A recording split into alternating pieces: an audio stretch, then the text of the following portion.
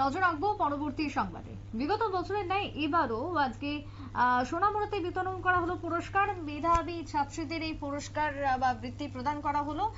আজকে সোনামুড়া মহকুমার অন্তর্গত PM শ্রী শোভাপুর উচ্চ বিদ্যালয়ে প্রদান করা হলো দীপ্তি রানী শীল স্মৃতি মেধা পুরস্কার। দীপ্তি রানী শীলের স্মৃতিতে পরিবারের সদস্যরা এই কর্মসূচি পালন করে আসছে। প্রায় 23 বছর পূর্বে ছেড়ে যাওয়া জন্মস্থান শোভাপুরে প্রত্যেক বছর এই মেধাবৃত্তি পুরস্কার প্রদান করা হয় পড়ুয়াদের মধ্যে। এবারও সেই কর্মসূচি ছিল আজকের দিনে, এবং কি বক্তব্য উঠে আসছে সোনামুড়া মহকুমার শোভাপুর থেকে শুনুন। সুতরাং জন্মভূমি মাতৃভূমির প্রতি যে দায়বদ্ধতা, যারা খুব বেশি মেধা তাদেরকে তো আর আমরা খুব পাই না, তারা তো সবাই রাজ্য ছেড়ে চলে যায়।